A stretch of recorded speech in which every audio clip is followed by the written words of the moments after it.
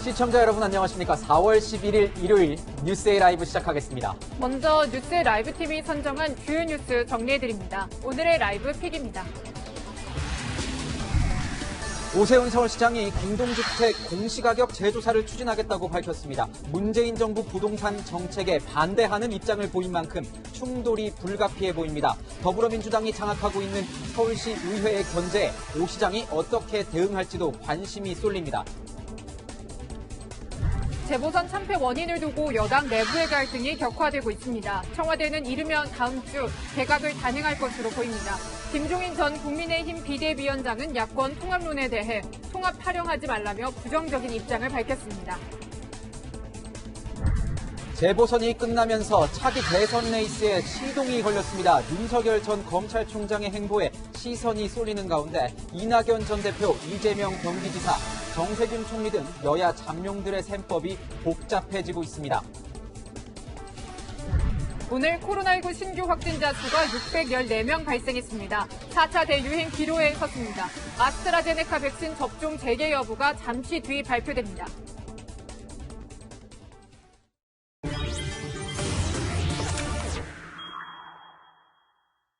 네, 오늘의 뉴스 분석은 세 분과 함께하겠습니다. 김관욱 계명대 교수, 김태현 변호사, 장혜찬 시사평론가 나오셨습니다. 어서 오세요. 안녕하세요. 네, 여러분 저번 주에 지난주에는 이 서울과 부산시장 보궐선거가 있었습니다. 자, 승자도 나왔습니다. 오늘은 10년 만에 서울시정을 위해 다시 돌아온 오세훈 시장 얘기를 좀 해볼까 합니다. 자, 오늘 동전부터 좀 알아보겠습니다. 오늘 오후 3시에 오세훈 서울시장이 국민의힘과 만나 부동산 관련된 정책 협의회를 가집니다. 야당 출신, 야당 소속의 지자체장이 야당을 만나서 정책 협의회를 하는 모습 오랜만에 보는 것 같은데요, 변호사님. 이 자리에서 당과 함께 여당에 대한, 여당의 부동산 정책에 대한 이 공세의 고삐를 바짝 잴 것이다. 그 중에 하나가 공동주택 공시가 재조사에 대한 얘기에 대해서 뭔가 당과 논의를 할 것이다. 이런 얘기가 나옵니다. 어떤 얘기 나눌 것으로 보이십니까? 결국에는 이게 아마 내년 3월 대선, 그 다음에 5월에 6월인가요? 지방선거 또 있잖아요. 그 선거를 앞두고 야당인 국민의 입장에선 가장 큰 무기는 현 정부의 부동산 정책, 그 다음에 실질적인 증세입니다. 뭐 증세란 건 재산세, 종부세뿐만 아니라 공시지가를 올리는 것도 사실은 증세는 마찬가지 아니겠습니까? 얼마 전에 이제 김종인 위원장이 물러나면서 인터뷰하면서 세금의 정치라는 얘기를 했어요. 네. 실질적인 증세. 이게 굉장히 폭발적인 건데 여당이 그걸 전혀 모르고 있었다는 얘기를 하고 여당 일부 의원들도 이 실질적인 공시지가 인상이라든지 종부세 같은 이런 증세의 물론 때문에 본인들의 선거를 졌다라고 얘기하는 사람들도 있다고 이미 보도가 됐습니다. 그렇기 때문에 이게 내년에 대선과 다음 지방채 선거에서도 야당의 가장 강력한 무기 아니겠습니까? 이걸 계속 이슈화해서 밀고 나가겠다라는 거죠. 현 정부의 부동산 정책의 실정 그리고 증세로 인해서 집을 가진 자는 세금을 많이 내서 피해가 보고 결국 그것들이 주택 가격이나 임대료로 전이가 되는 것이기 때문에 집 없는 사람까지도 실질적으로 피해를 볼 수밖에 없다는 이걸 아마 부각시키기 위해서 오늘 또 정책 협의를 하는 거를 저는 보고 있습니다. 네. 네, 이제 오세훈 시장에 앞서서 이미 이제 원희룡 지사도 이 공시가격 산정에 대해서 굉장히 불만 섞인 목소리들을 계속해서 내왔고요. 오늘도 SNS에 또 글을 올렸는데 오 시장하고 통화를 했다라고 합니다. 그러면서 이제 공시가격 검증, 부동산 정책 바로잡기에 함께 나서기로 했다. 또 이제 모든 단체장들에게 함께할 것을 호소한다라는 그런 내용까지도 담겼어요. 교수님 어떻게 보셨어요? 이런 부분은 사실 뭐 지자체 단체장들은 이 부분에 대한 우려가 굉장히 큽니다. 네. 바로 이제 주민들의 어떤 세금 부담이 커지는 것이기 때문에 네. 이런 형태는 뭐 바람직하다 이렇게 생각을 하고요.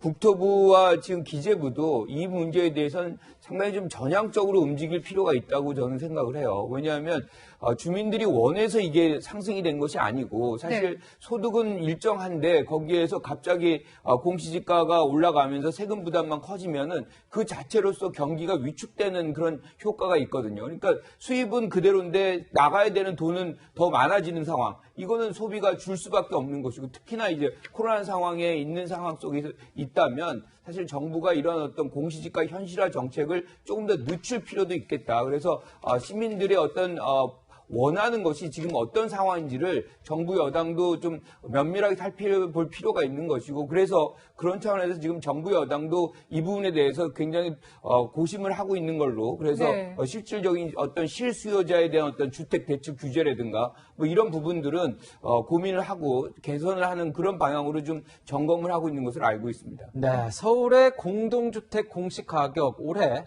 평균 20% 가까이 올랐습니다. 그것을 다시 재조사하겠다는 게 오세훈 시장의 설명인데요. 자, 오 시장의 공시지가 재조사. 하지만 혼자 힘으로는 불가능합니다. 여당, 여권, 정부가 협조를 해줘야 하는데 정부에서는 이 부동산 정책 어떻게 할 것인지에 대해서 오세훈 시장과는 다른 결을 가지고 있는 것 같습니다. 홍남기 부총리 어떤 얘기를 했는지 들어보겠습니다.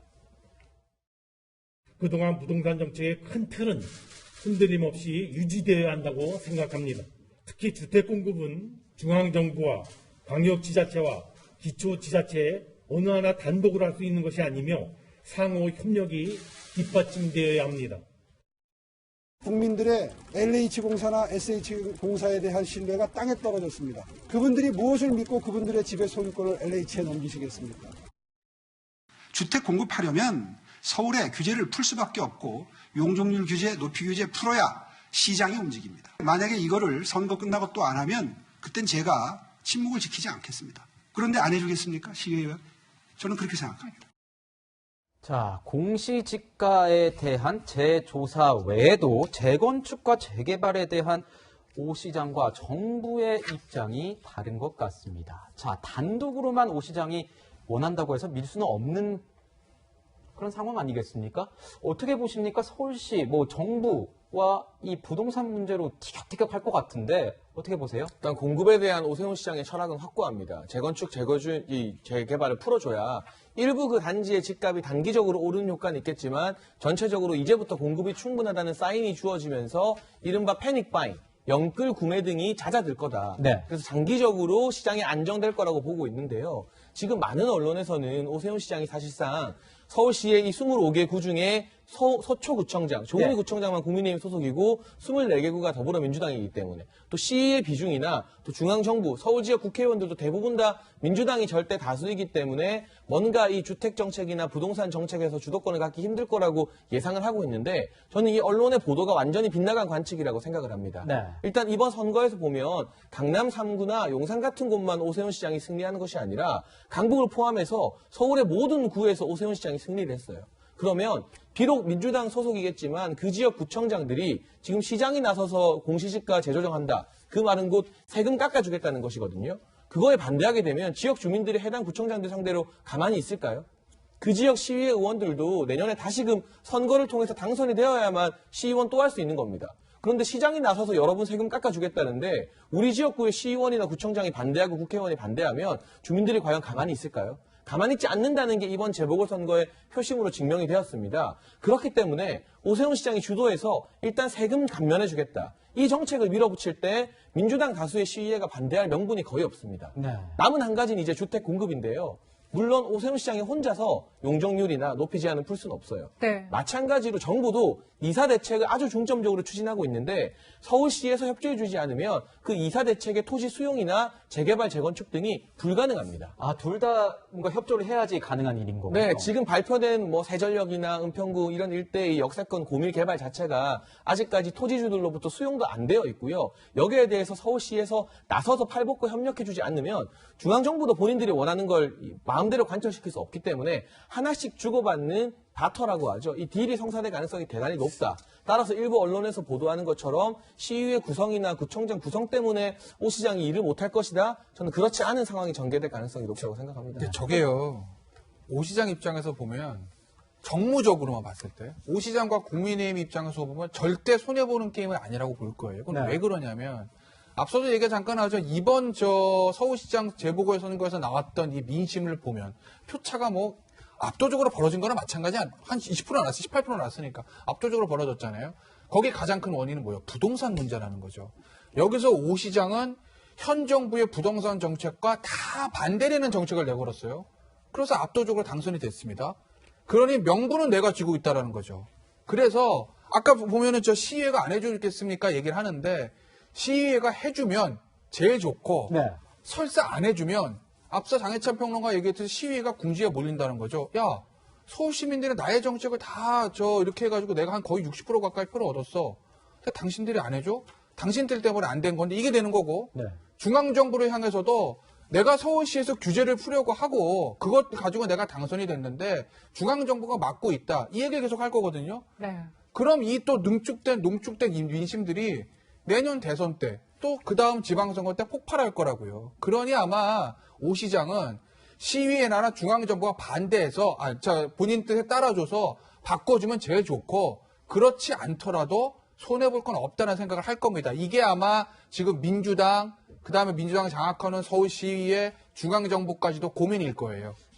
교수님 보시면 어떠십니까? 선거에서는 민심이 나타났습니다. 민심 제대로 해석할 수 있습니다. 실패한 부동산 정책에 대한 어떤 정책 기조를 바꿔달라 이런 민심이 반영된 것으로 보이는데 여당에서 여권에서 정부에서 이렇게 이 정책 기조에 매달리기만 하면서 야당 시장과 뭔가 각을 세우는 모습, 그러니까 발목 잡기를 하는 모습을 보면 오히려 역풍이 올 수도 있을 것 같은데 앞으로 여당 스탠스는 어떨까요? 여권의 스탠스. 저는 협조 관계로 갈 거라고 생각합니다. 그런데 지금 오세훈 시장 같은 경우는 세금 깎아주고 그다음에 공급해주고 그것도 민간 주도로 공급 늘려가고 우리가 벌써부터 어떤 현상이 발생하냐면 압구정동 중심으로 해가지고 호가가 2, 3억 이렇게 뛰고 있어요. 네. 이거는 지금 과거에 있었던 것처럼 사실상 이런 재개발, 재건축의 붐이 일어가지고 난개발의 과정 속에서 집값이 더 폭등되는 그런 상황이 있을 수가 있습니다. 그래서 민간주도 분명히 필요하지만 이 공급의 부분에서 공공성이 강조된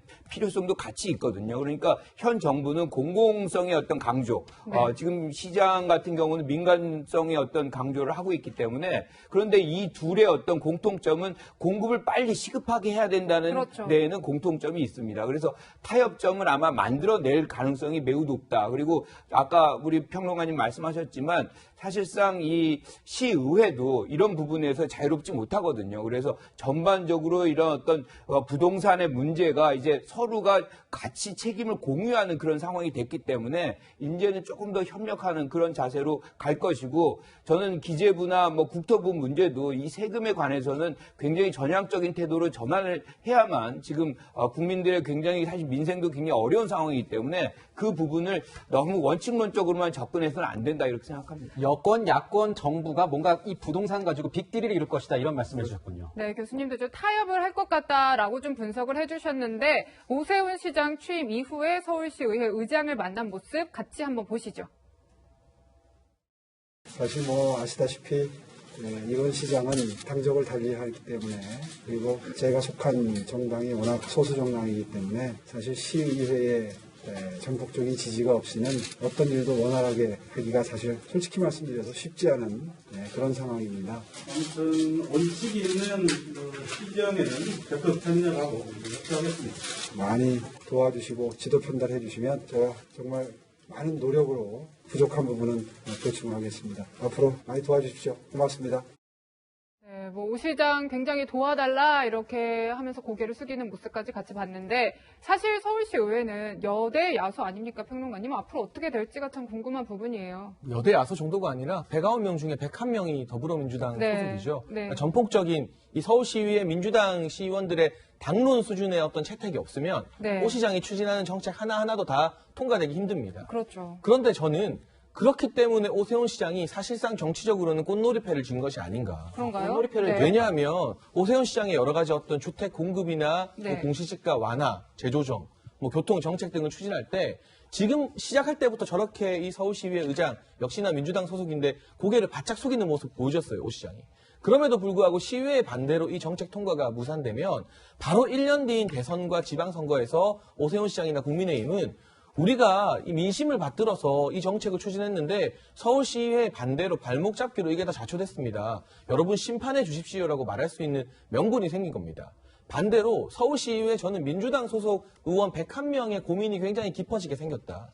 왜냐하면 오세훈 시장의 정책을 다 들어주다니 중앙당이나 중앙정부, 문재인 정부의 정책과 반대되는 길을 본인들이 스스로 나서서 도와줘야 되는 것이고 그렇다고 반대를 하자니 제가 앞서 강조한 것처럼 지방선거가 1년밖에 안 남았는데 이 준엄한 서울 시민들의 민심과 또 싸워야 되는 진퇴양난의 처지에 처한 것은 오세훈 시장이 아니라 오히려 서울시의회가 아닌가 싶은 생각이 들고요. 그렇기 때문에 오세훈 시장이 시작부터 막 갈등을 유발할 것처럼 하지 않고 시의회 의장을 찾아가서 도와달라, 제가 많이 부족하다, 정말 열심히 하겠다, 이 자세를 낮춘 것에 어떻게 보면 시의회 의장이 더 긴장했을 것 같아요. 네. 차라리 갈등 구도를 일으켰다면, 그랬다면 마음 놓고 싸울 수라도 있는데 네. 도와달라는 사람한테 우리가 발목을 잡기도 힘들고 도와주기도 힘든, 결과적으로 이 공은 저는 민주당에게 넘어간 것 같고요. 지금 당장의 정치적 유불리를 따지지 말고 민주당이 무엇보다 민심을 바라보고 이 부동산 정책이 좀 바뀌길 원하는 서울 시민들의 목소리에 귀를 기울여야 1년 뒤로 다가온 대선이나 지방선거에서도 반전의 가능성을 만들 수 있지 않을까 전망해 봅니다. 네, 서울시 의장은 이 예방 직후에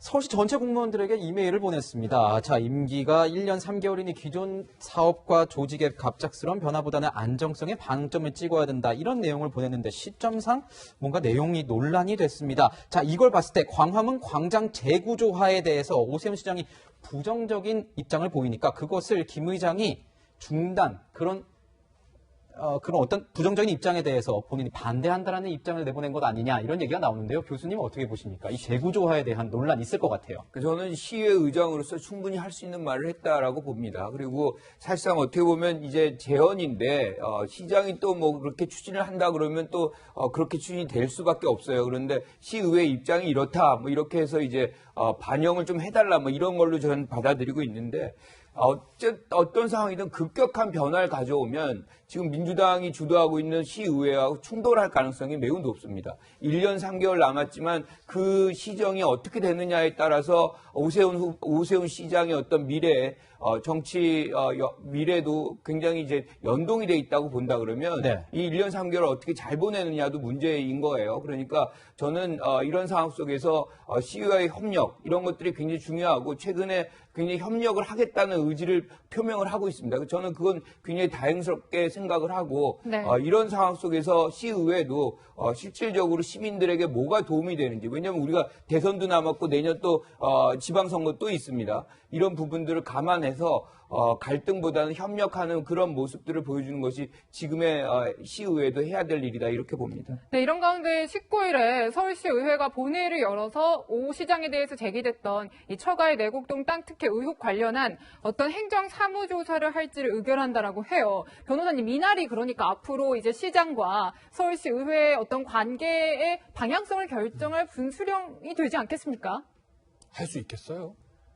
못할까요? 저는 쉽지 않을 것 같은데요. 네. 이게 이제 보시면 이런 거예요.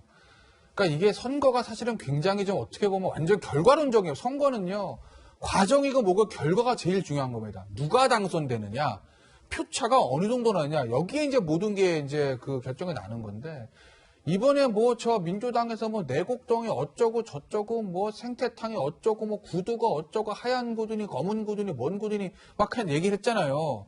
근데 어쨌든 오세훈 후보는 18% 표차로 압도적으로 이겼어요. 압도적으로 말 써도 되죠. 18%니까. 18%포인트 차. 그렇죠. 네. 18%포인트 안 쓰니까. 그렇게 했어요. 민주당에서 네거티브를 계속했음에도 불구하고. 만약에 이걸 지금 만약에 지금 고소고발이 됐으니까 뭐 검찰에서 수사해서 문제가 있으면 기소하고 법원 재판을 간다. 이거는 뭐 사법의 영역이니까 그거는 어쩔 수 없겠지만 시의회에서 정치적으로 다시 이걸 조사를 하겠다? 글쎄요. 이러면 사실은 어떻게 보면 이번 서울시장 재보궐선거에서 나타나는 표심과 역행하는 건데 서울시의회가 이런 강수 줄 수 있겠습니까? 전 쉽지 않을 거라고 봅니다. 네. 네. 서울시장 또 유일한 장관급 단체장이라 국무회의에 참석하기도 하죠. 다음 주 화요일에 국무회의에 참석하게 될 것 같은데 그 자리에서 문재인 대통령과 상견례를 하지 않을까 이렇게 싶습니다.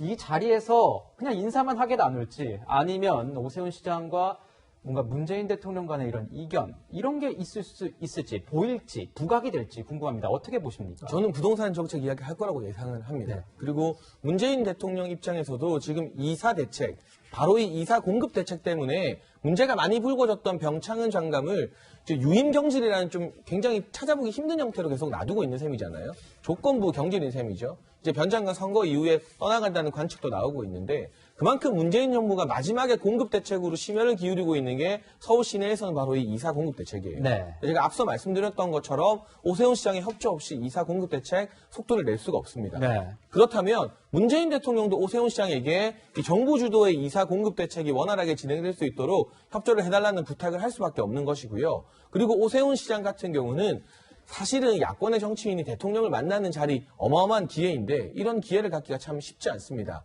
당 대표가 되어도 영수회담 임기 중에 뭐 한 번 내지 두 번 할까 말까이거든요. 이 자리에서 본인이 문재인 정부와는 다른 부동산 정책 이야기를 하면서 각을 세울 수 있는 기회가 보수 야권이나 중도층 지지자들에게 당장 내년은 아니더라도 5년 뒤에 이 차차기 대권의 가장 강력한 예비 주장을 한 사람으로서 오세훈이라는 이름을 각인시킬 수 있는 그런 결정적 장면이 될 수 있기 때문에 부동산 정책에 대한 이야기를 안 할 이유가 없다고 예상합니다. 네.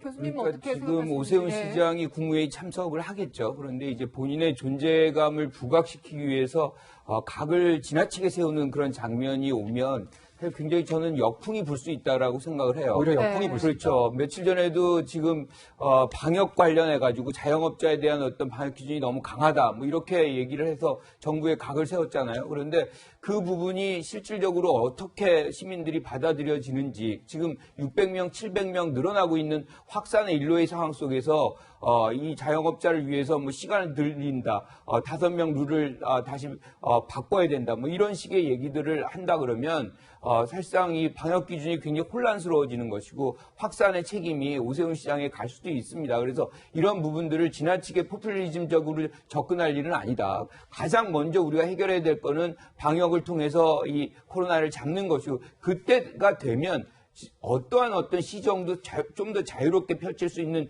기회가 오는 것이기 때문에 이 부분에 대해서 인내심이 좀 필요하다 이렇게 생각합니다. 네, 지금까지 정부와 각을 세우고 있는 오세훈 서울시장의 정책들 하나하나 분석해봤습니다. 네, 저희는 재보선 후폭풍에 대해서 다뤄보도록 하겠습니다.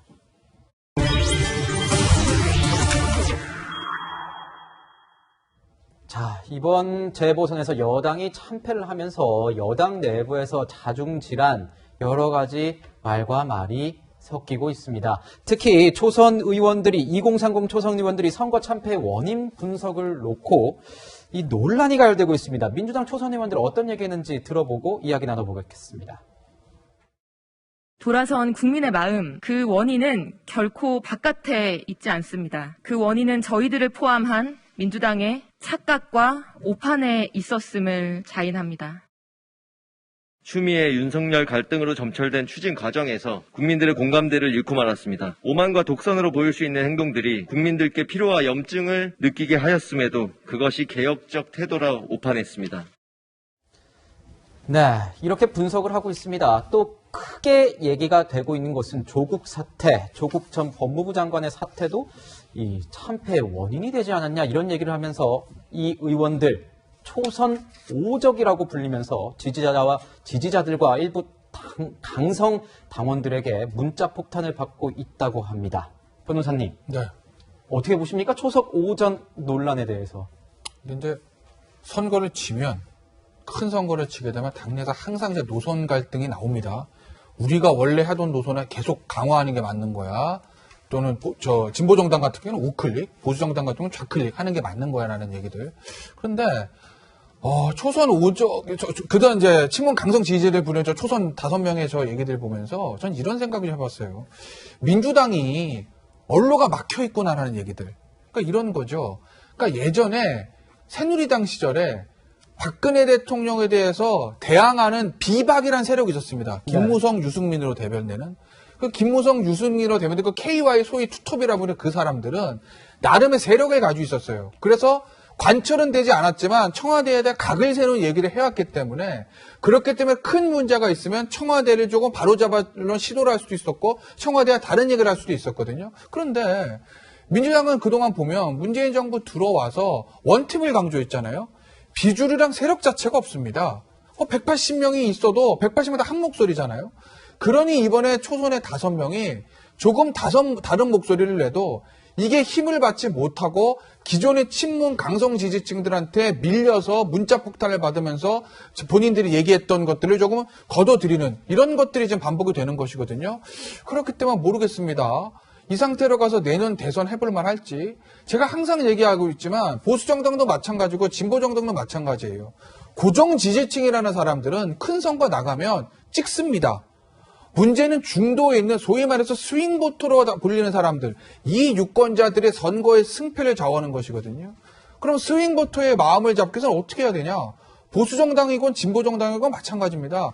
본인들의 이념적 정책성을 강화하기보다는 상대 것들을 조금 채용을 해야, 그래야 스윙보터들의 마음을 사로잡고 큰 선거에서 이길 수 있는데, 본인들의 기존 지지 노선, 기존 이념들을 강화한다? 글쎄, 이래서 큰 선거 이기겠습니까? 네, 지금 뭐 문자폭탄도 쏟아진다고 하고, 초선 의원들의 이 반성문 이후에 굉장히 여러 가지 자문들이 당내에서 나오자 이런 SNS 글, 이런 목소리도 나왔습니다. 같이 좀 보시면 지금 박용진 더불어민주당 의원이 SNS에 올린 글이에요. 그러니까 초선 의원들 용기에 격려와 응원을 부탁드린다.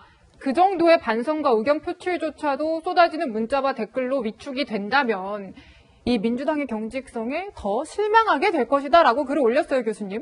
저는 뭐 지금 이 초선 의원들이 이렇게 발언을 한 것이 너무 늦었다. 그래요. 오히려 늦었다. 이미 이제 오래전부터 사실상 본인들의 어떤 목소리를 냈어야죠. 그러니까 이들은 당원이기도 하지만 하나의 국회의원으로서 하나의 개개인의 헌법기관입니다. 그래서 본인들의 의견을 분명히 이렇게 명확하게 국민들에게 알릴 그 의무가 있는 것이거든요. 그런데 이런 침묵이 결과적으로는 보면 이 선거에서 패배하는 데도 기여했다라고도 얘기할 수 있는 부분이거든요. 그렇지만 이 상황 속에서 늦게나마 이렇게 본인들의 생각들을 좀 정리하고 목소리를 낸다는 거에 대해서 굉장히 긍정적이고 이것이 결과적으로 보면 민주당의 희망으로 작동할 수 있는 새로운 어떤 동력으로 작동할 수 있는 그런 계기가 됐으면 좋겠다는 것이고요.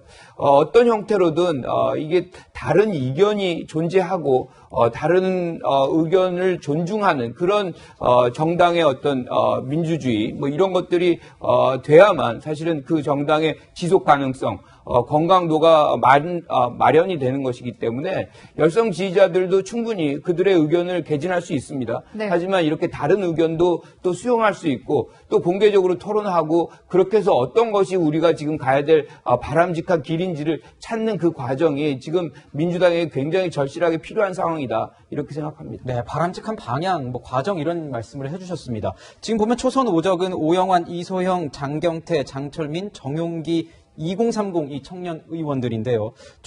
초선족들 정신 차려라, 초선 오적은 탈당하라 이렇게 하면서 문자폭탄이 쏟아지고 있습니다. 근데 교수님 궁금한 게요. 그렇다면 그 바람직한 방향이라면 이 강경 친문 지지층, 강경 지지층과 어떤 결별을 해야 되는 겁니까? 이번 국민의힘 선거에서 승패 아주 요인 중에 하나가 이 태극기, 강성 지지층 태극기와 결별한 그런 사인이 나왔기 때문에 그것도 도움이 됐다, 승리에 도움이 됐다 이런 얘기가 나와요. 그러니까 강성 지지자들을 중심으로 해서 선거를 치러서 이긴 예가 없습니다. 결국에는 자기 진영에서 세력을 구축하고 그것을 점차적으로 중도 영역으로 확장하는 것이 선거의 가장 기본되는 전략이기 때문에 이 내부의 어떤 이견 충분히 발생할 수 있습니다. 하지만 민주당 내부에서도 이것이 실질적으로 격화되고 심화되면 내부 균열로 만들어지고 결과적으로 선거 가기도 전에 지는 그런 현상이 발생할 수 있어요. 그래서 지도부라든가 많은 생각 있는 분들은 이런 극심한 갈등까지 가지 않도록 조정하고 뭐 관리하는 그런 것도 필요합니다. 중요한 것은 이 안에서 어떤 내용을 사실상 공감대를 만들어내느냐 그게 역량이거든요. 그 정당의 역량이 존재하느냐 하지 않느냐. 라는 것이 결과적으로 내년 대선 지방선거를 가늠하는 아주 중요한 기준이 될 수밖에 없다 이렇게 생각합니다. 네, 지금 민주당 내부에서는 지도부가 총사퇴했고 이제 차기 지도부를 뽑는 것 관련해서 굉장히 이런저런 관심도 있고 말도 나오는데 그러니까 최고위원을 어떻게 뽑을 것이냐에 대해서도 이견이 많이 있어요. 그거는 그렇고 이제 추후에 전당대회에서 할지 중앙위에서 할지 이런 자문들이 나오고 있고요. 지금 당장 좀 더 관심이 가는 거는 이번 주에 있을 원내대표 선거예요. 아직 뭐 공식 출마를 선언한 사람은 없지만 거론되고 있는 사람들은 누가 있죠? 네, 뭐 윤호중 의원이나 안규백 의원, 박완주 의원, 김경합 의원 등이 원내대표 후보군으로 거론이 되는데 저는 의석수가 중요한 게 아니라 이번에 이 자치단체장 2명을 뽑았어요, 광역을. 그런데 이 정도 표차로 압도적인 패배를 당한 정당이 비대위 체제가 아니라 전당대회 준비하는 것도 처음 보는 것 같아요. 물론 비대위가 들어섰지만 도종환 비대위 자체가 전당대회를 관리하기 위한 선거관리위원회의 성격이 아주 강하고요. 도종환 위원장부터가 강력한 친문 정치인이기 때문에 혁신 카드가 아니라는 말이 민주당 이 이전 최고위 회의에서 불거져 나왔잖아요. 고성이 오가는 걸 기자들이 또 캐치하지 않았습니까? 누군지 모르겠지만 일부 최고위원이 이게 쇄신이야 이렇게 큰 소리 치면서 물었다고 하잖아요. 그런데 지난 총선에서 당시 미래통합당이 참패를 당했을 때 어떻게 했습니까? 삼고초려에서 김종인 위원장 모셔왔습니다. 그런데 원래 전통적인 보수 지지자들 사이에서는 김종인 위원장에 대한 비토 정서가 꽤나 높습니다.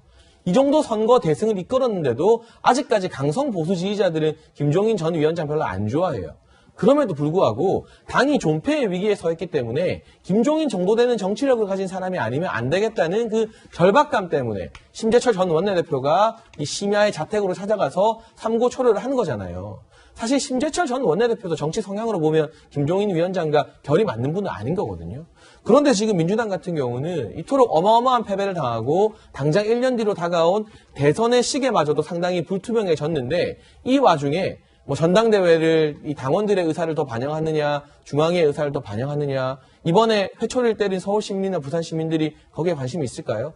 원내대표 뭐 윤호중 의원이면 아주 강성이고 안규백 의원이나 박완주 의원이면 그래도 좀 무난하다, 온건하다. 그런 평가가 나오고 있죠. 이건 정치 굉장히 많이 알고 있는 저희들이나 알고 있는 사실이지. 지금 거론된 후보군 중에 누가 원내대표가 되고 당대표로 송영길 의원, 우원식 의원, 홍영표 의원 중에 한 명이 된다 한들 밖에서 바라보는 국민들이 아 민주당이 이번에 회초리 제대로 맞고 정신 차리는구나, 쇄신하는구나라고 사인을 받아들일까요?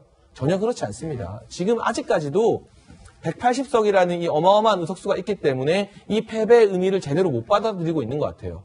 지금 김종인 위원장을 삼고초려했던 총선에서 대패했던 미래통합당 못지않은 개혁과 쇄신의 카드가 새로운 지도부에 준비되지 않는다면 1년 뒤에도 전망이 밝지 않다고 보여집니다. 예, 새로운 쇄신의 카드가 없다면 뭐 누가 원내대표로 오든 누가 당대표로 오든 국민들은 공감하지 않을 것이다. 이런 말씀을 해주셨습니다. 자, 문재인 정부 청와대는 어떤 생각을 가지고 있는지 궁금합니다. 그래서 여쭤보겠습니다. 지금 보면 우선 인적 쇄신을 통해서 이 야당으로 쏠린 이 분위기를 조금 바꿔보겠다 이렇게 얘기 나오고 있는 것 같습니다. 그러면서 홍남기 부총리 교체설 얘기 나오고 있고 뭐 여러 일부 부처 장관들 개각 나오고 있습니다. 근데 말씀해 주신 것처럼 이 쇄신의 의미, 다른 정책 방향이 가지 않고 인물만 바뀐다면 뭐 바뀐다고 국민들이 공감할 수 있을까 이렇게 생각이 드는데요. 변호사님은 어떻게 보세요? 저는 김영코가 제대로 짚었다고 봐요. 예를 들면은 현 정부에 대한 부동산 정책에 대해서 문제다 계속 이제 야당과에서 이제 얘기를 하지 않았습니까? 근데 김영비 장관 계속 있다가 장관이 변창흠 장관으로 바뀌었어요. 그때 장관이 바뀌었으니까 부동산 정책 기조가 바뀔 것이다라고 생각했던 사람이 있습니까? 없습니다. 물론 뭐 2, 4번 공급 대책인지 뭔지 나오긴 나왔지만 큰 틀은 큰 흐름들은 바뀌지 않았어요. 왜? 변창흠 장관이라는 사람도 어쨌든 김수현 정책실장과 가까운 사람이고 현 정부의 부동산 정책과 관여가 돼 있던 사람 아니겠습니까? 네. 그러니 사람이 바뀌어도 정책은 바뀌지 않는다는 거. 지금도 마찬가지예요.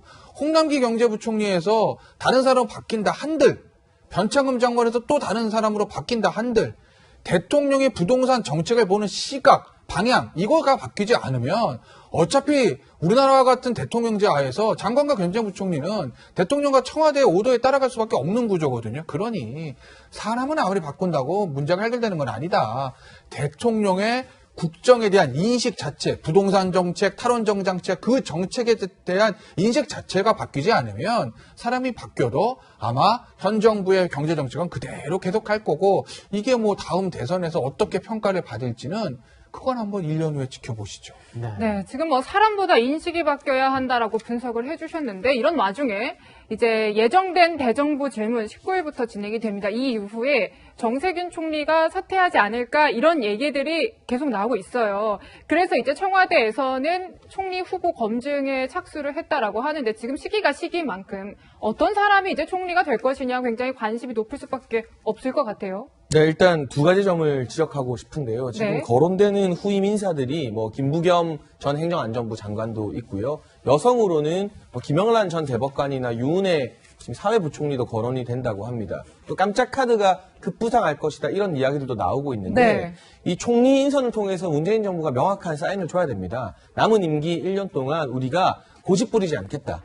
어느 정도 유연하게 야당과 협치하면서 이 지금 정부에 대한 국민들의 불만을 좀 들어주겠다는 그런 의지를 나타내야 되는데 그러기 위해서는 아무래도 거론되는 여러 인사들 중에서 제가 개인적으로 봤을 때는 김부겸 전 행정안전부 장관이 가장 유력하지 않을까 싶습니다. 네. 왜냐하면 이 김부겸 전 행안부 장관이 민주당 내부에서 아주 극소수입니다. 이 지역구가 또 TK이기도 하지만 그러한 이 극소수의 어떤 그나마 소수의 목소리, 비주류의 목소리를 내왔던 몇 안 되는 정치인이기 때문에 이 김부겸 전 장관을 인선하게 된다면 약간의 기조 변화를 국민들이 기대할 수 있을 것 같고요. 하지만 거기에 앞서서 두 번째로 지적해야 될 문제는 지금이 과연 정세균 총리가 물러날 시기가 맞는 것인가?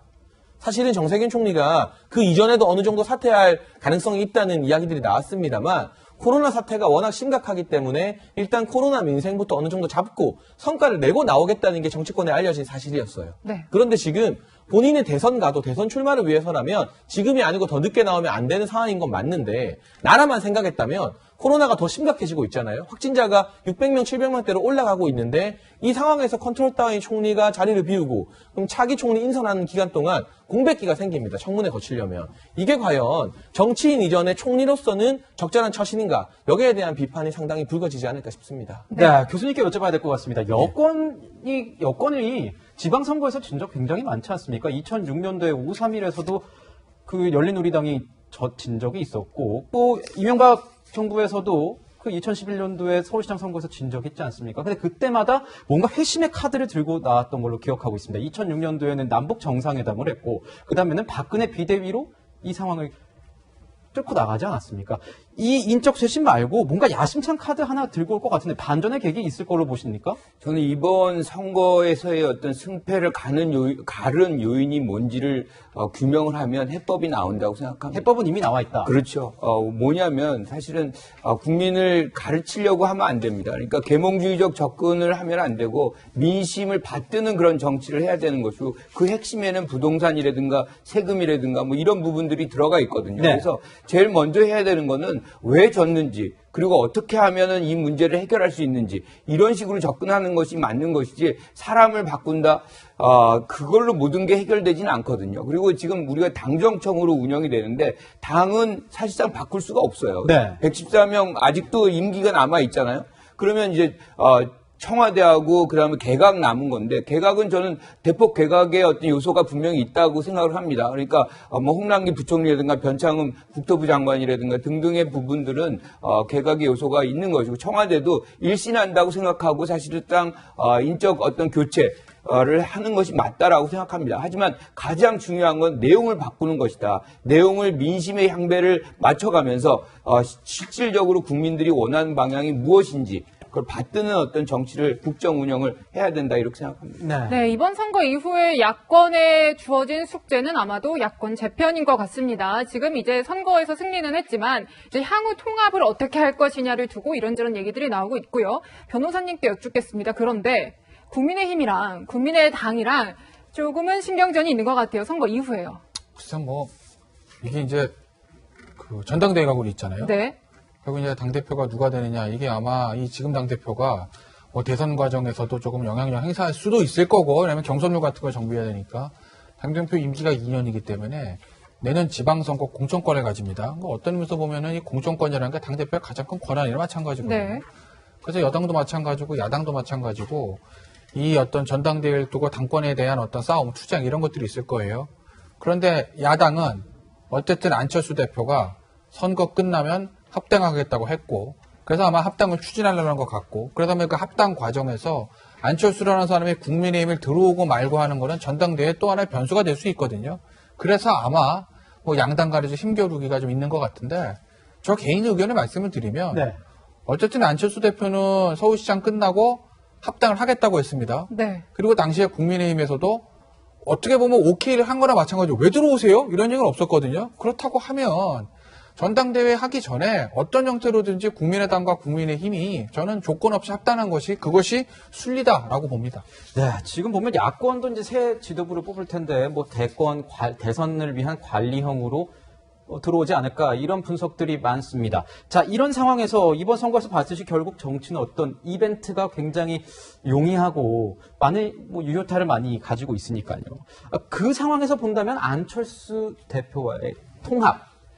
통합에 대한 이 야권 재편론 굉장히 폭발력이 있을 것 같긴 한데 이 김종인 전 비대위원장이 한 언론과의 인터뷰에서 최근에 이런 얘기를 했습니다. 오늘 아침에 나온 내용인데 보면 자 오세훈의 당선을 축하하면서 야권의 승리라고 했다. 자 유권자들은 국민의힘 오세훈을 찍었다. 안철수는 국민의힘 승리를 축하해야 했다. 이런 얘기와 함께 보수 대통합만 하면 승리한다더니 결과가 뭐였냐?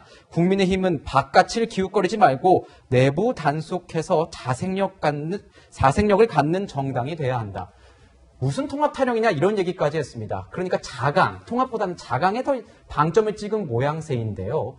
평론가님이 보시기엔 어떻습니까? 김종인 위원장 이렇게 말하는 것 어떤 의미가 있을 것 같습니다. 결과론적인 이야기인데 우리가 사실 오세훈 시장과 안철수 후보의 단일화 국면에서도 김종인 위원장의 이런 비슷한 발언들이 나왔을 때 그때는 많은 비판의 목소리도 있었습니다만 결과만 놓고 보면 오세훈 후보가 단일화에서 이겼고 시장이 되지 않았습니까? 그렇다면 국민의힘 내부에서도 이전보다 오히려 이 김종인 위원장의 발언에 더 무게추를 두는 의원들이 많아질 것 같습니다. 많아질 것이다. 네. 현실적으로 지금 국민의당 같은 경우는 비례 의석수가 3석 정도가 되고요. 그리고 그에 따른 당원들의 숫자나 당협위원장들의 조직 같은 경우도 국민의힘과는 비교하기 힘듭니다. 네. 결국 가장 차별화가 되는 건 안철수 대표의 브랜드 파워인 셈인데 그 브랜드 파워도 이번에 단일화 경선에서 오세훈 시장에게 패배하면서 어느 정도 손상이 갔죠. 그러니 통합 자체를 추진하는 큰 흐름은 분명히 있을 텐데 이게 당대당 통합에서 소위 말하는 지분이 중요한 거 아니겠습니까? 얼마나 많은 당협위원장들을 우리 사람으로 심게 되는 것이냐 이런 지분 싸움이 아주 팽팽한데 거기에 있어서 국민의힘이 김종인 위원장의 발언을 명분으로 삼아서 국민의당에게 많은 양보를 요구할 가능성이 높습니다.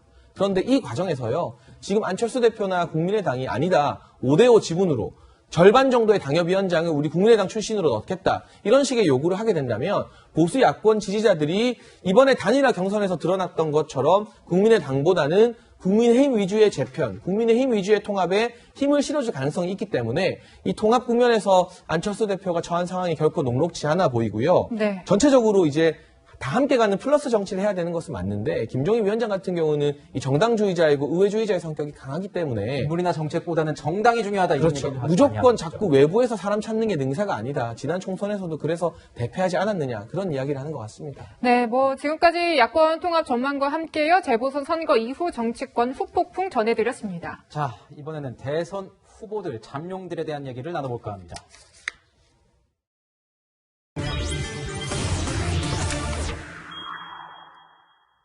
네, 이 이야기는 이제 미래 권력을 향한 그런 싸움으로 흐르기 때문에 이런 얘기가 다 나오는 건 아니겠습니까, 교수님? 지금 보면 김종인 위원장 얘기 계속 해보겠습니다. 역할론인데 어디에서의 역할론이냐? 윤석열 전 검찰총장과의 역할론. 두 사람이 손을 잡을 것이냐 안 잡을 것이냐 이것에 대한 얘기가 계속 나오고 있습니다. 저희 채널 A와 8일 나눴던 인터뷰에서는 이렇게 얘기를 했습니다. 윤석열 전 검찰총장이 만나자고 하면 한번 만나보고 대통령감이 된다면 도울 수도 있다.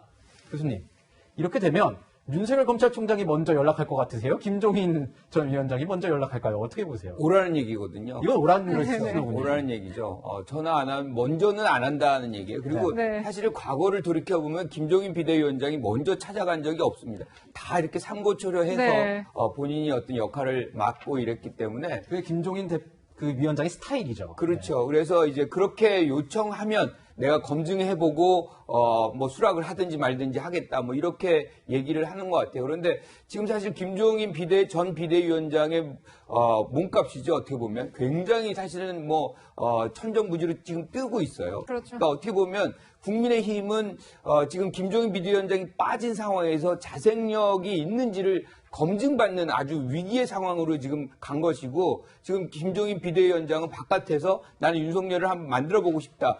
이렇게 얘기를 한 것이고 그런 차원에서 사실상 개별 입당하지 말라는 얘기거든요. 네. 본인과 제3세력에서 구축을 하고 그 힘을 바탕으로 해서 나중에 국민의힘이든 국민의당이든 다 흡수할 수 있다. 일종의 이런 자신감을 김종인 비대위원장이 갖고 있기 때문에 지금 이번 대선판의 또 다른 하나의 핵심 구심점으로 역할을 할 수 있고 그렇게 될 가능성이 매우 높다 이렇게 생각합니다.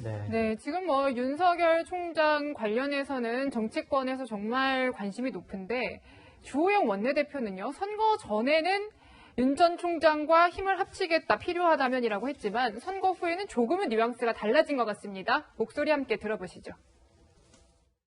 윤석열 검찰총장과 힘을 합쳐서 대한민국의 헌법과 법치주의를 지키기 위한 노력에 최선을 다하겠습니다. 전반적으로 대선을 끝까지 나가려고 하는 분은 밖에 오래 있으면 여러 가지 문제가 있고 불리하다는 점을 말했습니다. 네, 뭐 지금 입당의 필요성을 얘기를 하고 또 관련 얘기들을 쭉 들어보면은 시기, 비용 문제도 얘기를 하더라고요. 비용도 제3지대에 있다면은 정말 이게 압박이 될 수도 있을 것이고 또 국민의힘에 입당을 한다면은 7월 대선 경선이 시작되기 전에는 결단을 해야 하지 않겠냐. 이런 얘기도 하고요. 그러니까 전체적으로 사실관계가 틀린 말은 없어요. 네. 대선 경선 전에 들어와야 나머지 주자들과 공평하게 같은 일정으로 경선을 치를 수 있는 것이고, 그리고 제3주자가 대선 과정에서 소요되는 막대한 캠페인 비용을 감당하는 게 불가능하다는 것도 맞습니다. 그런데 지금 이 조금씩 미묘하게 달라진 국민의힘의 뉘앙스, 예를 들면 100억, 200억 드는데 그 재산 없지 않느냐. 아니, 국민의 30%, 일부 조사에선 40% 가까운 지지를 받는 대선 주자가 돈 없어서 정치 못하겠습니까? 그렇지 않거든요. 그리고 어차피 윤석열 전 총장을 국민의힘으로 데려온다 하더라도 최대한 모양새를 좋게 해서 야권의 파일을 넓히는 방향으로 이분을 모셔와야 되는 것이지, 국민의힘 입장에서면 돈 없잖아요. 돈 얘기 꺼내면 우리한테 안 오면 어떡할 건데요. 이런 식으로 나오면 국민들이 바라봤을 때 아니 이번 선거 이겼다고 벌써부터 갑질을 하나? 돈 얘기부터 나오면 기분이 나쁠 수 그럼요. 빈정상하죠, 사람이. 네. 그런 비판적인 시각이 지금 벌써 보수 야권 지지자들 사이에서도 돌아다니고 있어요. 네. 국민의힘이 말로는 선거 승리 이후에도 우리가 잘해서 이긴 건 아니다, 낮아지겠다, 겸손하겠다고 하고 있지만 윤 전 총장에게 나가는 메시지의 기조가 조금씩 달라지는 것부터 네. 선거 이겼다고 좀 오만해지는 것 아니냐, 이런 경계의 목소리가 다름 아닌 야권을 지지하는 국민들 사이에서 나오고 있다는 점을 국민의힘이 유념해야 될 것 같다는 생각이 듭니다. 네. 전 진짜 궁금한 게 변호사님. 네. 지금 카더라 통신 하도 많아서요. 윤석열 총장 도대체 지금 뭐 하고 있는 거냐? 이런 얘기 많은데 혹시 뭐 들으신 거 있으십니까? 근데 어제 일부 조간신문에 보니까 뭐 책 보고 공부한다 뭐 이런 기사 났더라고요. 뭐 외교안보 공부하고 있다 뭐 이런 얘기가 들리나 뭐 보더라고요. 제가 지금 윤석열 총장으로도 일단 그렇게 할 거예요. 뭐 책을 볼 수도 있는 거고, 예를 들어서 주변에 여러분 어떤 전문가들, 경제나 외교 전문가들 만날 수도 있는 거고, 아니면 그분들이 써준 일종의 페이퍼 같은 거 그걸 보고 공부를 할 수도 있는 거고. 왜냐면 아무래도 결국 윤석열 총장이 이제 대선을 나간다고 하면 뭐 가장 이제 중요한 것, 야당 쪽, 죄송합니다. 민주당 쪽에 제기할 수 있는 건 경제와 외교에 대한 식견이 있느냐, 이 부분이거든요. 그러니까 그 부분에 대한 것들을 조금 이제 페이퍼 등을 그냥 책을 보면서 좀 또 사람들 만나면서 보강을 할 것 같고, 결국에는 윤석열 총장도 언젠가는 국민의힘과 함께 해야 된다는 것들은 아마 부정하진 않을 겁니다. 네. 다만 시기와 형식의 문제죠. 네. 지금 뭐 국민의힘이 예를 들어서 서울시장 선거 압도적으로 이겼다고 지금 윤석열 총장 입장에서 보면 지지율 1등입니다. 다른 국민의 후보들하고 차이가 나도 너무 많이 나요. 아마 다른 지금 일부 여론조사는 다른 국민의 후보들은 지지율 다 합친 거. 죄송하지만 여론조사표를 준비를 못했습니다. 아, 그래요? 네. 예. 근데 뭐 준비 안 해도 아마 대부분 아실 거예요. 많이 보도가 됐으니까. 예? 그렇기 때문에 압도적으로 당해서 일일 달리고 있는 상황에서 지금 국민의힘이 서울시장 선거 이겼다고 당장 입당하겠습니다. 뭐 입당 좀 해주죠. 이럴 수는 없는 노릇 아니겠습니까? 네. 그러니 아마 그 시기와 형식들을 아마 고민하고 있을 거다라는 거죠. 네. 네, 윤 전 총장 행보 관련해서 얘기를 쭉 해봤고요. 지금 선거 이후에 여권의 대선 주자들도 여러 가지 생각을 할 것 같아요. 교수님이 보시는 여권 대선 주자들의 어떤 손익 계산표라고 할까요? 어떻게 보세요? 지금 보선 결과는 여권에게 굉장히 불리합니다. 특히나 이제 지금 정권 심판론이 비등해서 사실상 서울에서 전통적인 어떤 여권 텃밭이라고 하는 데서도 다 졌거든요. 그렇기 때문에 굉장히 위기 상황인 것은 분명한데, 또 하나의 어떤 긍정적인 사인은 있어요. 그게 뭐냐면 이렇게 위기 상황이 되면 내부가 굉장히 또 단결해서 네. 이 위기를 극복하고자 하는 그런 노력도 만들어질 수 있거든요. 그래서 지금 여권 후보들은 어떤 불리한 것 뭐 이런 것들 하나하나 따지다 그런 것보다는 사실상 이 난국을 어떻게 극복하는지, 국민들이 무엇을 원하는지에 대해서 초점을 모아야 되는 것이고요. 특히나 뭐 이낙연 그다음에 정세균 총리 같은 경우 이제 곧 합류를 할 것 같은데, 이재명 지사와 더불어서 이렇게 뭔가 선의의 경쟁들을 충실하게 보일 때 국민들의 이목이 다시 민주당에 집중될 수 있기 때문에 그 과정을 얼마나 충실히 하느냐에 초점을 모아야 된다 이렇게 생각합니다. 우문이긴 하지만 이런 얘기 좀 드려보겠습니다. 그래도 친문이 지지, 강성 지지 세력이니까요. 친문은 누구의 손을 좀 들어줄 것 같으십니까? 지금 어떤 상황이든 위기 상황이 되고 이러면은 지지율이 높은, 즉 본선에서 당선 가능성이 높은 쪽에 손을 들어줘야만 하는 그런 쪽으로 이렇게 흐름이 잡힙니다. 근데 우리가 왜 또 이런 얘기를 하냐면 2007년의 상황이 있어요. 그 당시에도 당하고 노무현 정부랑 갈등 관계가 좀 있었는데 결과적으로 보면 10년을 정권을 뺏기는 상황이 있습니다. 그래서 지금의 상황에서 가장 중요한 거는 정권 재창출을 누가 하느냐에 모아져 있다 이렇게 봅니다. 네, 지금 이제 대선 전초전이 끝나고 조금씩 속도가 빨라지는 대선 주자들 움직임 전해드렸고요. 세 분 말씀은 여기서 마무리하겠습니다. 감사합니다.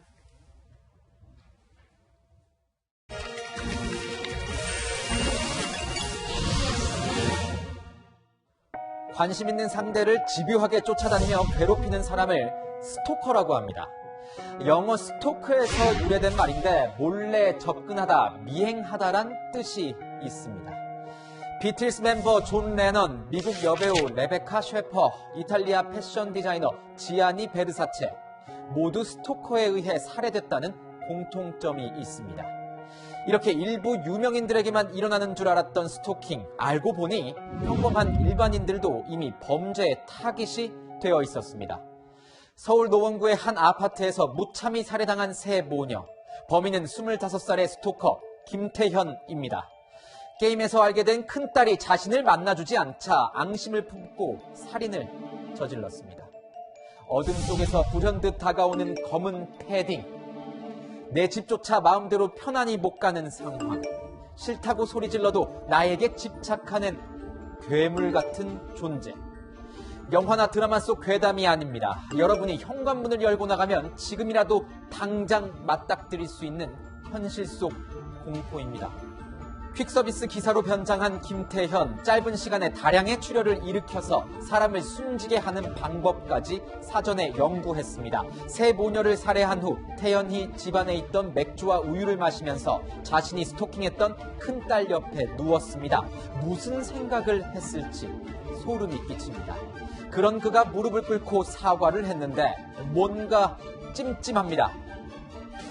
이렇게 뻔뻔하게 눈 뜨고 있는 것도, 숨을 쉬고 있는 것도 정말 죄책감이 많이 듭니다.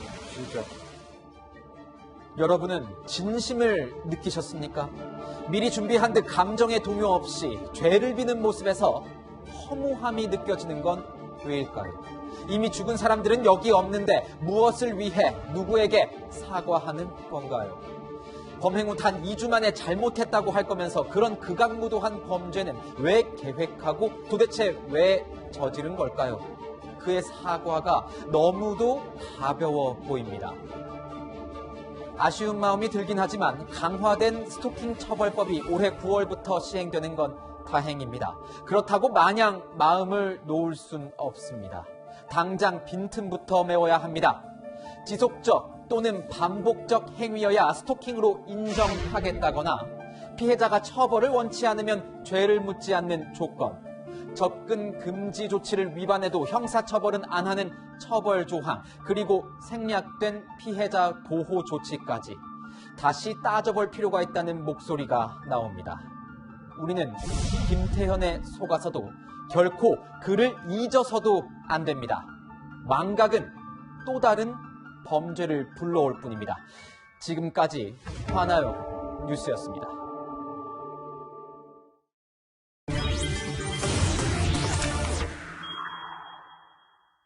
네, 이번에 논란의 아스트라제네카 백신을 분석하는 순서입니다. 백순영 가톨릭대 의대 명예교수 나오셨습니다. 어서 오세요.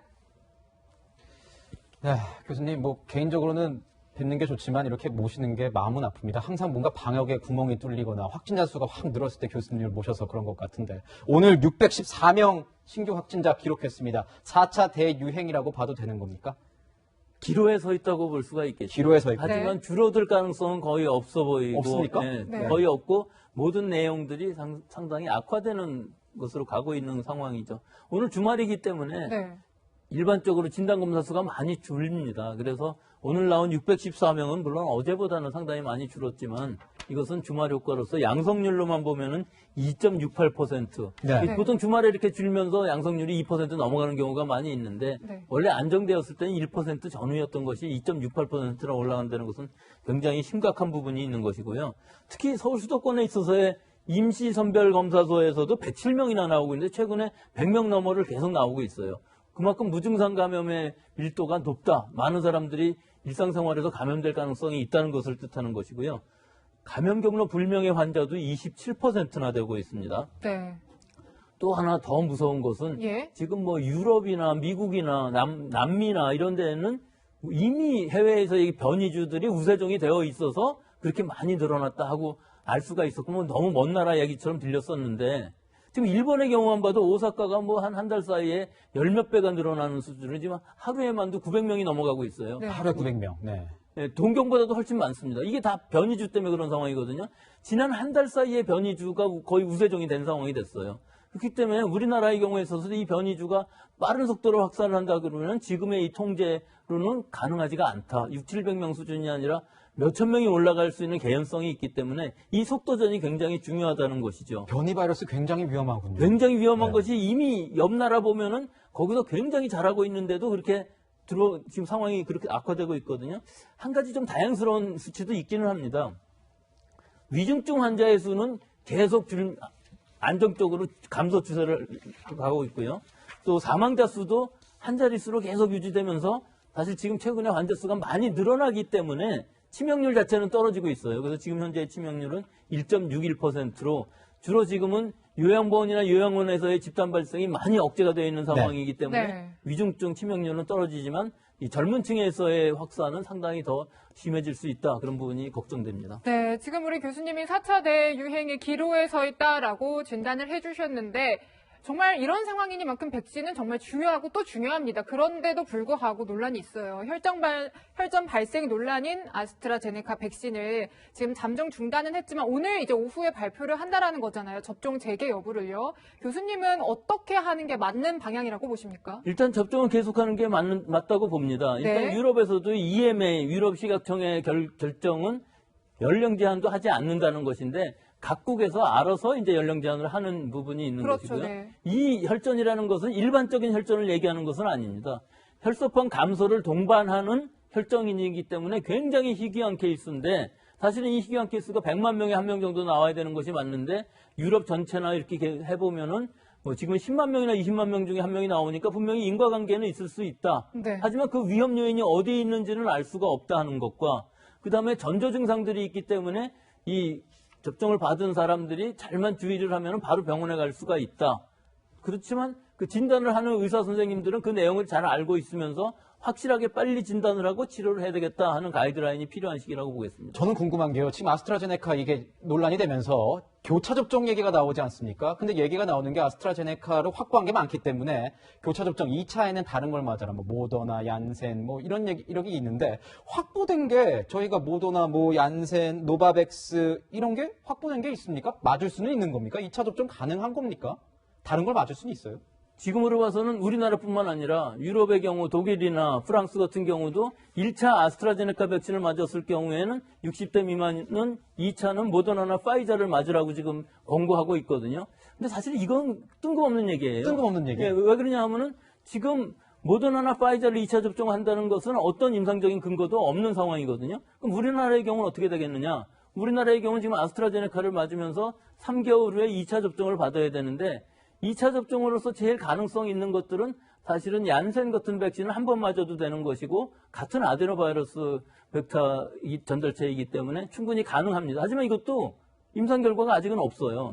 또 한 가지 고려할 수 있는 부분들은 스푸트니크 V라는 백신은 두 가지로 되어 있습니다. 러시아산. 아스트라제네카 마찬가지로 26번, 아데노바이러스 26번과 5번을 교차 접종하는 것이기 때문에 굉장히 효과가 좋아요. 그렇기 때문에 이 러시아 스푸트니크 백신 같은 경우는 우리나라에서도 고려해 볼 만한 가치가 있는 것이 란슨이라는 데 이 삼성 임상 결과를 아주 제대로 발표를 했거든요. 그리고 그 효과도 91.4% 정도 되기 때문에 교차 접종을 해도 큰 문제가 없을 것으로 보이긴 하지만 임상은 지금 영국에서 지금 수행하고 있기 때문에 그 결과가 나온다면은 교차 접종은 충분히 가능하고 우리가 좀 신뢰성은 낮지만 이것을 좀 고려해 볼 필요가 있다. 물량도 있는 편이고요.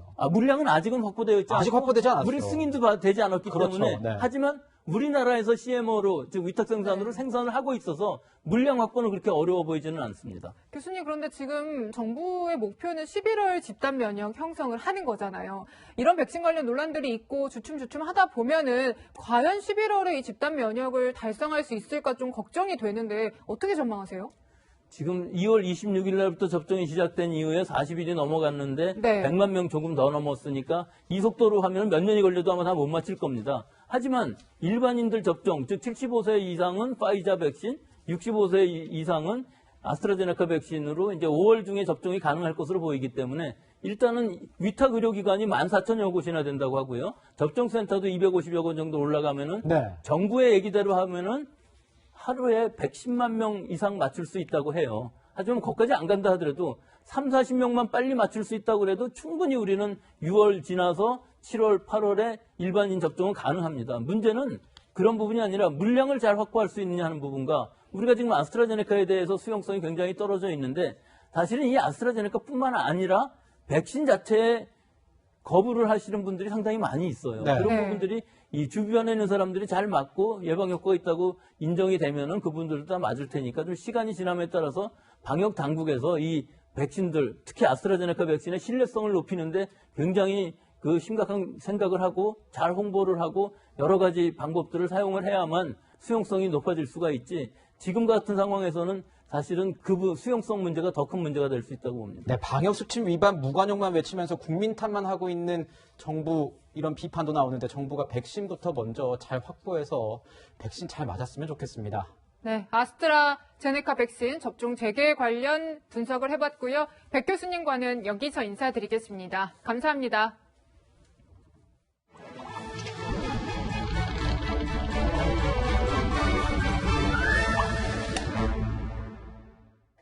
네, 영화와 함께하는 시간이죠. 신의 한 수 시작합니다. 김태욱 기자 나왔습니다. 자, 김 기자, 오늘은 아카데미 시상식 후보에 오른 영화들로 또 준비를 했네요. 네, 그중에서도 배우 윤여정의 경쟁자, 여우 조연상 후보를 배출한 영화 두 편을 만나보겠습니다. 더 파더와 힐빌리의 노래입니다. 네, 지난 7일 개봉한 더 파더부터 소개해 주시죠. 네, 개봉 3일 만에 10,000명의 관객을 돌파했습니다. 런던의 정든 집에서 홀로 평화로운 여생을 즐기던 안소니. 삶의 기억이 뒤죽박죽 됐는데요. 치매에 걸린 겁니다. 하나뿐인 딸 앤은 그런 아버지가 걱정돼 이사를 오게 되는데요. 그러면서 펼쳐지는 부녀의 일상을 그린 감동 드라마입니다.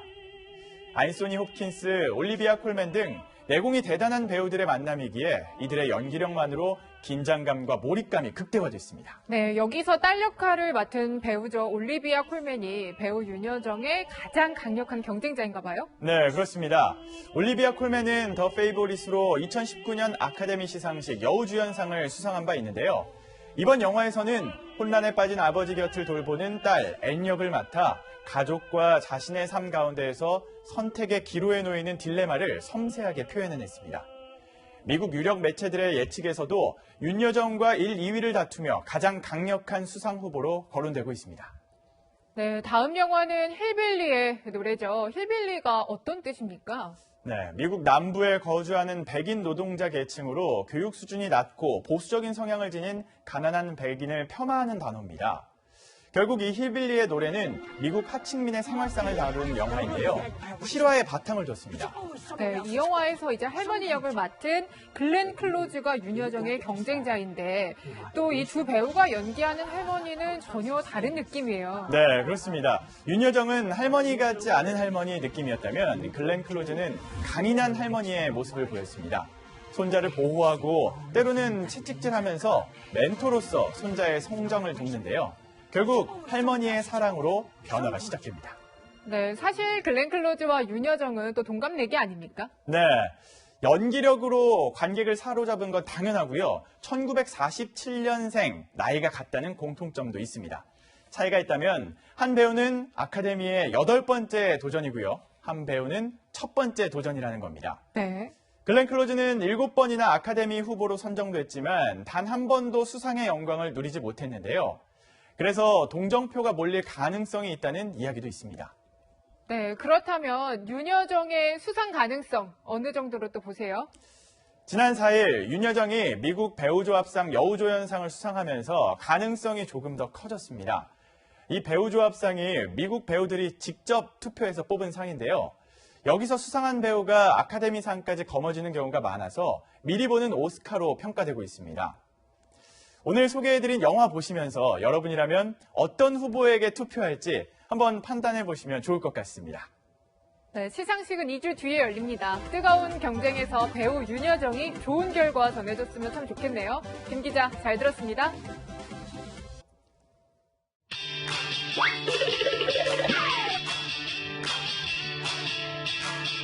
여러분의 일주일을 앞서갑니다. 이번 주 이 뉴스만큼은 꼭 알아야 된다. 저희가 미리 뽑아봤습니다. 주요 뉴스를 미리 보는 시간이죠. 앞서 뉴스입니다. 내일부터는 모든 실내에서 마스크를 무조건 착용해야 합니다. 실외에서도 2m 거리두기가 불가능한 집회, 공연, 행사 등에서는 마스크를 항상 써야 합니다. 위반하면 과태료 처분을 받게 되니까요. 주의하시기 바랍니다. 일본 정부가 후쿠시마 원전 오염수를 해양 방출하는 방침을 발표할 것으로 알려졌습니다. 현재 언론에 따르면 일본 정부는 모레 가기를 열고 오염수 해양 방출을 공식화할 예정입니다. 우리 국민의 안전에는 문제가 없는 것인지 정부가 꼼꼼히 살펴봐야겠습니다. 이번 주 목요일은 북한의 최대 명절인 김일성 생일인데요. 이날 미국 의회는 우리나라의 대북전단 살포 금지법과 관련한 사상 청문회를 개최합니다. 미 의회는 대북전단 살포 금지법이 북한의 인권 증진 노력을 방해할 수 있다는 우려가 있는 반면 우리 통일부는 접경지 안전조치라는 입장입니다. 지난 9일 99세 일기로 별세한 엘리자베스 2세 영국 여왕의 남편인 필립 공의 장례식이 돌아오는 토요일 거행될 예정입니다. 코로나 사태에 국장이 아닌 장례식으로 치러질 예정인데요. 영국 왕실의 뒷얘기를 폭로한 해리 왕자는 참석할 것으로 예상되지만 메건 왕자비는 불참할 것으로 보입니다.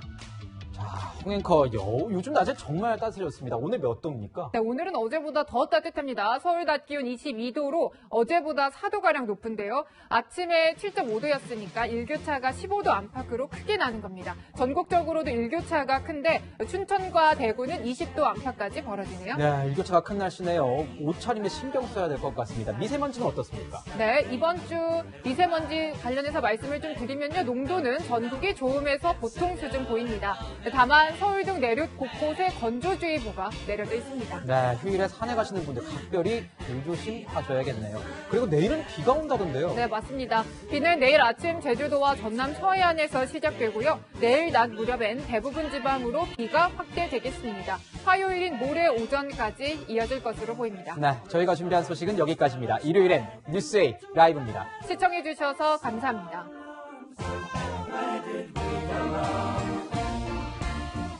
Mr. Blue Sky, please tell us why you